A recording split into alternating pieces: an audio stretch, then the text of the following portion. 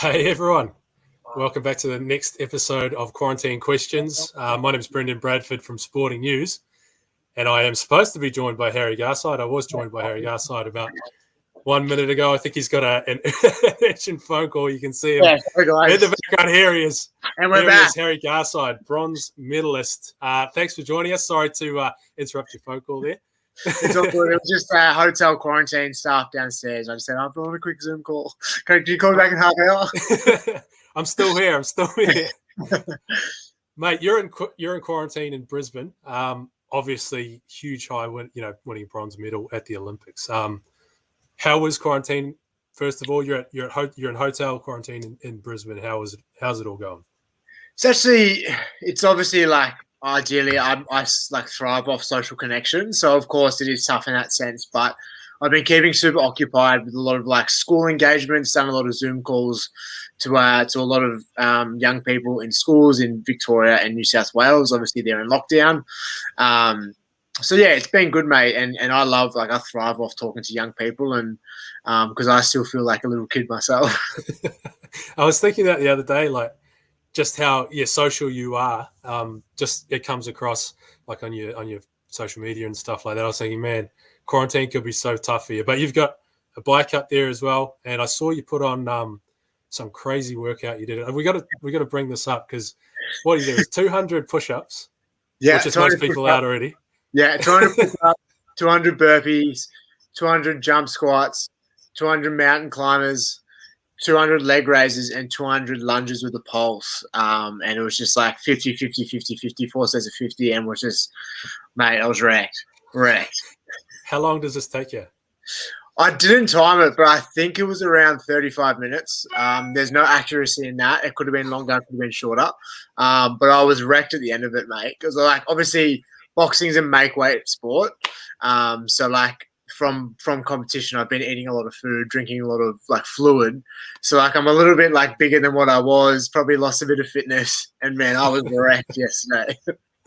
We got to put that up on like a graphic or something. Harry Garside's quarantine workout, because yeah, baby. I saw you're dripping with sweat when you're going through it, and I was like, there's absolutely no way. Yeah, it's something about self-suffering. That's what I said. Self-suffering. Like I love the feeling of like almost torturing yourself. I feel like I learn a lot about myself when I torture myself. Very weird. I'll come back to that because there's a few areas I want to explore there with you as well. But we've seen Sky Nicholson, obviously your boxing teammate, and Riley Day as well, just get people sending them food and deliveries and packages. Have you been getting goodies delivered, or what's it been like? Yeah, so I put my room number and address on my bio for like 4 or 5 hours, and so much stuff got sent in. So I took it off because there's a lot of food, and I was like, I'm not going to eat half of this. I felt so greedy. So I took it off, but like even still, there's still stuff coming in because obviously people sending it from interstate. It's taking a little bit longer. So over the last few days, I'm still receiving some things. So it's been pretty funny. Nice one. Good to hear you're not missing out on the on the free deliveries anyway.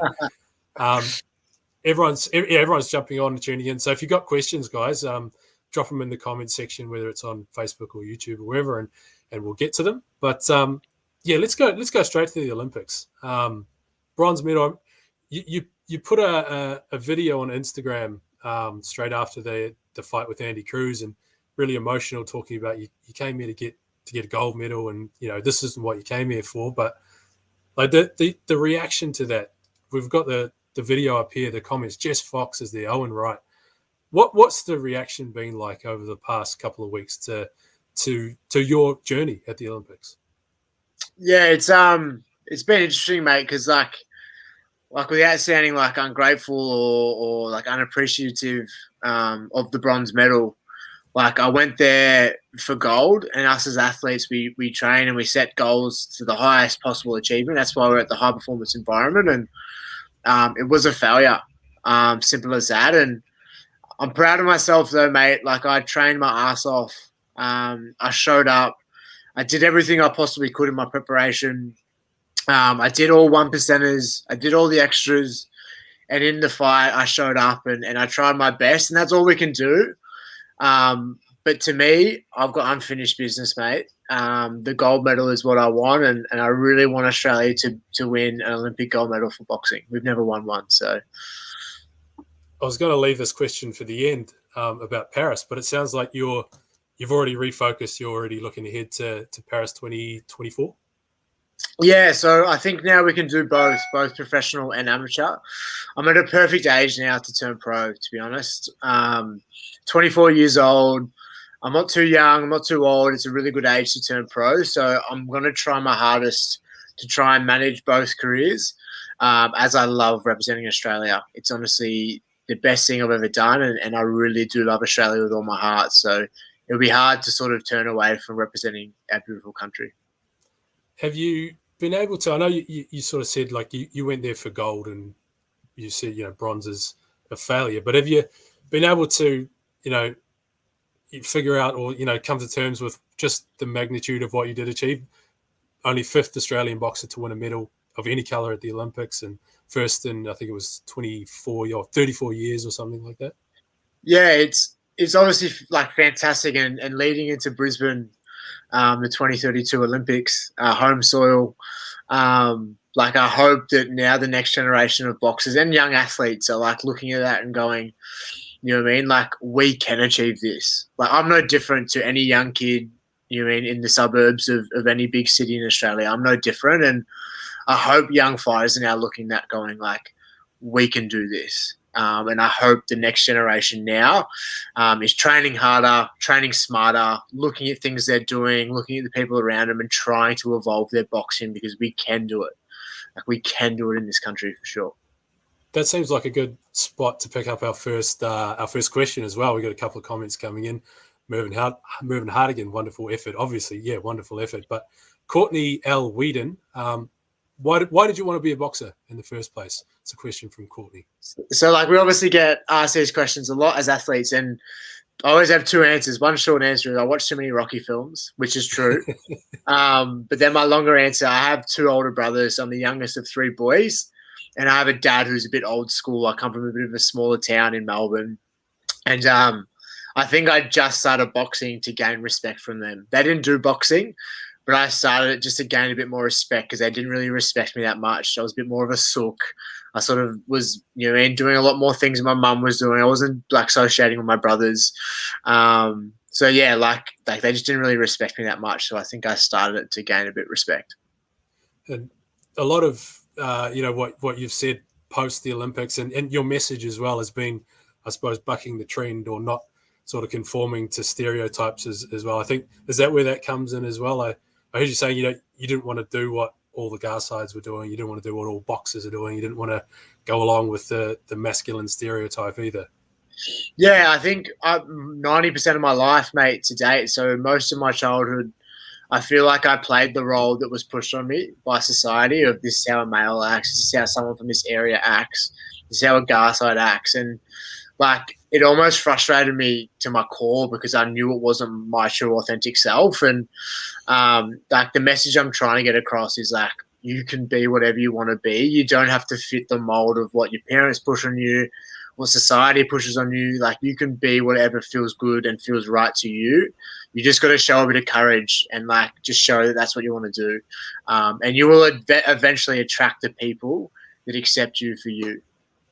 Was there a moment where you discovered that, or is it a process? It's obviously something you're probably still going through as well. Of course, naturally, like I still fall into habits, and there's people from my past life that I'll see, and then I'll still fall into past traits and stuff like that. Of course, I'm not perfect. But the Reach Foundation is a foundation that's really close to my heart. They work with young people in Victoria and New South Wales, and they do some national workshops, but mostly in those 2 states. and it's based on young people from the age of 12 to 18, and it's all about young people realizing their full potential and being okay with who they are. So through that foundation, I met them when I was 16, and they just really started this journey that I'm on now of like self-discovery and like being okay with what I find and who I am. How has the reaction been like with, you know, your old man and your brothers? You know, you got the medal and you look back to where it all started. It's quite funny. I think naturally, like, it's quite funny when so like my mates, when we're in like a group scenario, they'll hang shit on me. They'll pick on me almost with some of the things that I'm doing. It's so funny. But then one on one, they're like, "Oi, so like, what's this meditation you're doing? Like, what are you journaling about?" Like, they really are curious, and I can tell most men in my life, they're pretty old fashioned. Like, they really want to learn this stuff. It's just they're stuck in it themselves. Like, they really are curious about this stuff and like learning about meditation, self-growth, self-improvement. They're just scared to break the norm. So I always try my hardest to role model this. And when they're one-on-one, I'll always feed them information. That ties into obviously another whole avenue of questions I want to ask you about your challenges that you've been doing for a number of years now, but still doing now. There was the ballet, meditation as well. What are some of the challenges and things you've set yourself, goals you've set yourself to, become a better athlete, become a better person over the past couple of years? Yeah, so I've been doing this for 2.5 years. And obviously the ballet was one of them. Start ballet, make me uncomfortable so I can grow. I wore a full face of makeup one day. Public reading, that was a really tough one. Karaoke, but I couldn't take the piss, had to be full serious. And I'm a terrible singer. Did 48 hours, no talking. I've done numerous challenges, and each challenge, it's just helped me grow as a human and evolve as a human. And then in terms, it definitely helps me grow as an athlete too. So just constantly looking at areas where I can grow, where I can develop, change my thought processes. Always love when people prove me wrong, because then I start thinking about the things that I'm doing and my thoughts and why do I think that and stuff like that. So yeah, those challenges have been fantastic. What song did you sing for karaoke? Chris Brown, with you. What's the setup? Was it, did you find the quietest pub on a Tuesday night, or was there? Pretty much. Actually, we were in Japan. It was with my fellow teammate, Caitlin Parker. But honestly, I was sweating buckets. Like, it was really tough. And they didn't even talk English. So I'm assuming they didn't talk English. So we're in Japan and but I was because I was really trying to sound good, but I'm such a bad singer. How does that compare? Walking up with a microphone, how does that compare to walking out to the ring and going out and fight? I would choose walking out to the ring any day of the week. That's what I know. That's what I love. But probably the one where I felt the most was the public reading. So I used to be the kid in primary school or high school. If the teacher was like, "Harry, you're reading next," I'm like, "Oh no!" I really struggle to read out loud, and so I'd almost take the piss half the time. But yeah, when I finally achieved that public reading to a group of about 50, 60 people, I honestly had run through all. And we're just like that. You're back. We just lost you there, but you're back now. What kind of things do you learn about yourself when you get up there and you're forced to read or you're forced to sing in front of a bunch of random strangers? Like, what are you taking out of those experiences? Each experience is different. So say there was 2 experiences I took a lot out of. The makeup wearing, it made me sort of really aware. Like, imagine someone who, for no help of their own, they have something on their face, like a birthmark or a burn. Like, imagine every day they would have eyes just staring at them. Because that's what I felt like that day. People were just looking at me. And it really made me conscious, how my eyes can almost, imagine how insecure those people would be because so many people are staring at them. So it made me learn a lot. 48 hours no talking made me learn heaps because, I talk a lot. And often because of that, it makes people, in the group maybe not talk as much. And then when I wasn't able to talk, the wallflowers in the group were coming in and projecting their voice more. So I was like, I need to shut up more and I need to allow these people to talk more because it gives them room for expression. I learned a lot from those 2 and all the experiences as well. Did you get locked out of your hotel room while you couldn't talk? I did, correct. And I actually spoke. I was like, oh, no. I was like, oh, shit, what have I done? I think yeah, you're allowed to talk if you're locked out of your hotel room. Another good question coming in from Raj Tiwari. Have you faced any boxers from India? I have. Yeah.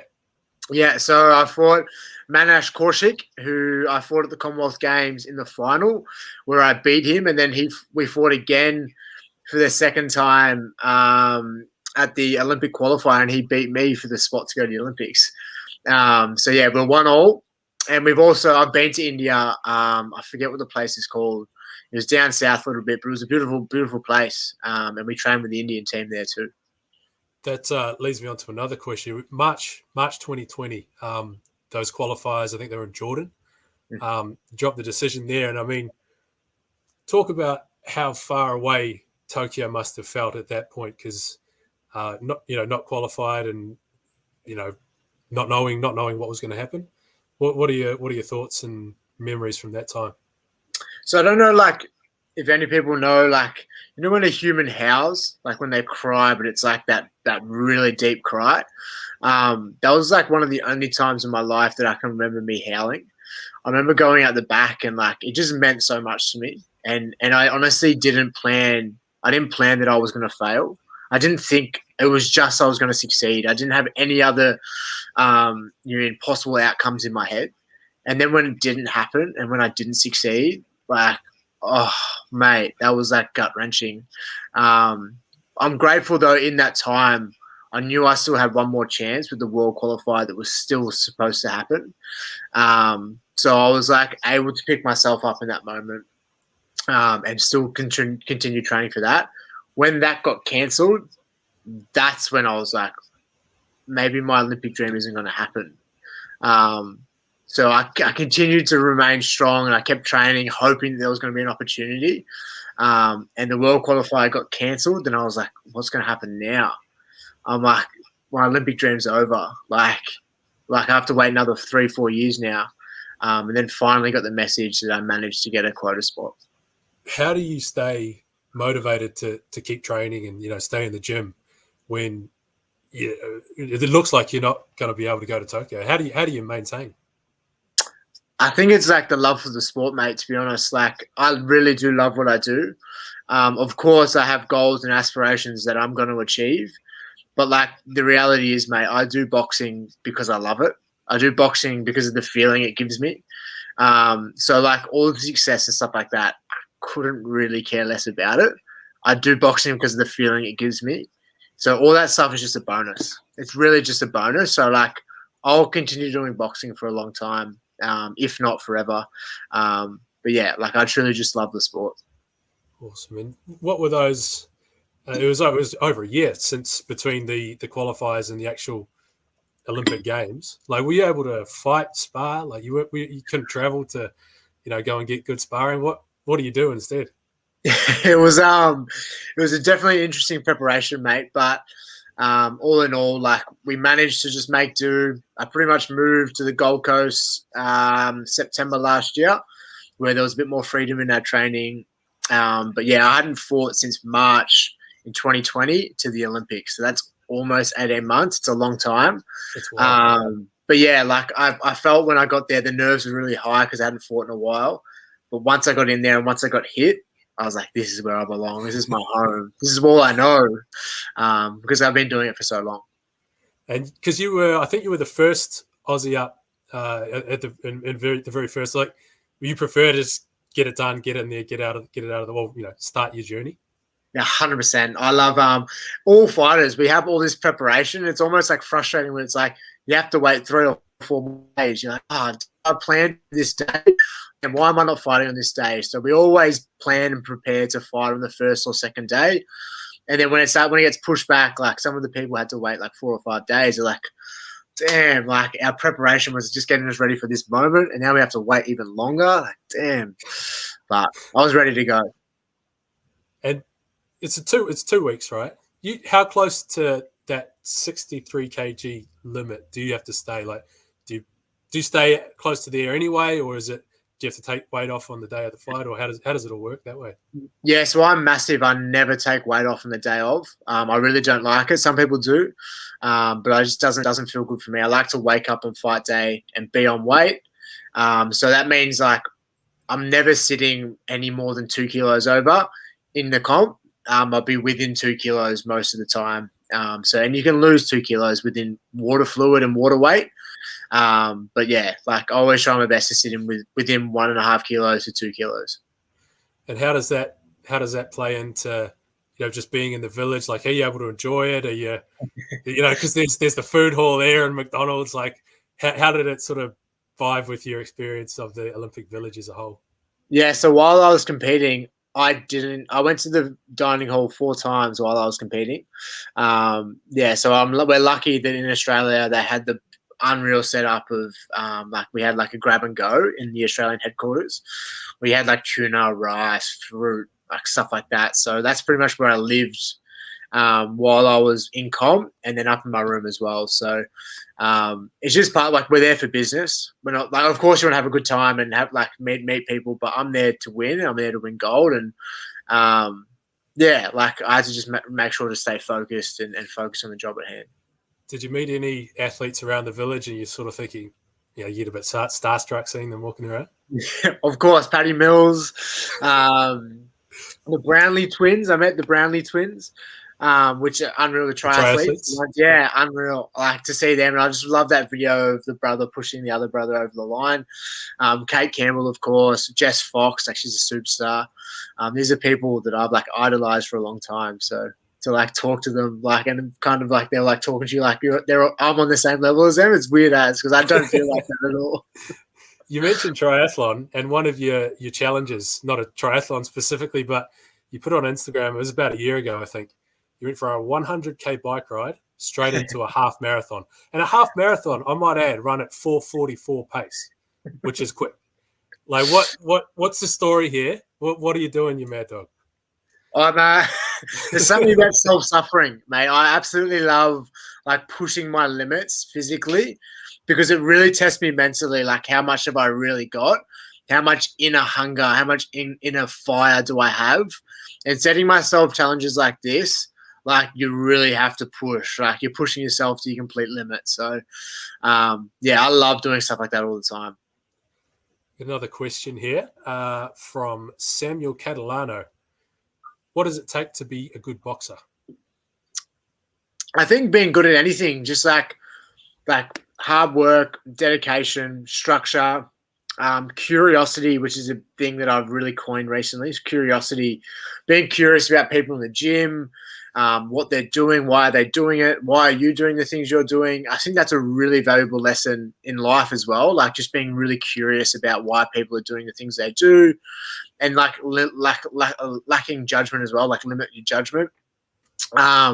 But yeah, just like getting there and having a crack. That's probably the most important thing. And don't be scared about copping a few punches, or just know your body can take it. You just got to be willing to take the hits. Who were some of the boxers or even athletes that you looked up to, when you sort of first got into the sport? Ooh, when I first got into sport, of course, Muhammad Ali, who I've got tatted on my leg. Vasily Lomachenko, who's a boxer as well, but probably outside of boxing, Shane Crawford, AFL footy player. Really admire what he does outside of the footy field as well. Did a lot for charity. Jimmy Steins, part of the Reach Foundation, is really close to my heart. I really like LeBron James. You never hear him in the news for anything bad. Lydia Lasilla, she was a gold medalist in Vancouver, I think, in 2010. She's a superstar. So there's plenty of people, and most of them are Australian superstars. Nice. Are you going to get an Olympic rings tattoo? Where are you going to get it if you are? It's a great question. So I got the Commonwealth Games here, and the deal I have with myself, I'd only get it if I won gold. So I'll get it after Paris. So you're going to wait for Paris for that one. Mm-hmm. All right. Another question we've got coming in. What other sports did you play growing up? I was very active. So I played basketball, football, AFL, tennis, running. I did a lot of running. I really liked all sports. But then once boxing got really serious around 11 or 12, I pretty much gave everything up and just focused on purely boxing. Got one more question here. Can you give me one easily actionable piece of advice to look like the real deal when I'm shadow boxing in the aisle at Woolworths? From Chris Danks. Great question. You just got to do things with confidence. You know what I mean? It's like people who say things with confidence. You almost believe it a little bit. You know what I mean? Like, you just got to do it with confidence, mate. You have your posture tight, hands up, you'll be fine. Good advice from Harry Garside, the Olympic bronze medalist. Mate, it's been awesome to catch up with you today and pick your brain about the Olympics and life as well in general. So for everyone watching, where can everyone find you on social media, Instagram, Twitter, and the like? Yeah, so on Instagram, Harry_Garside. On Twitter, it is Harry Garside 2, I believe. I only just started Twitter, so I'm still getting used to it. And then on Facebook, just Harry Garside. Awesome. Harry Garside, thanks for joining us on Quarantine Questions. Look forward to speaking again soon. And everyone watching, stay tuned to Sporting News social media for the next episode of Quarantine Questions. Cheers, Harry. You legend. Thank you.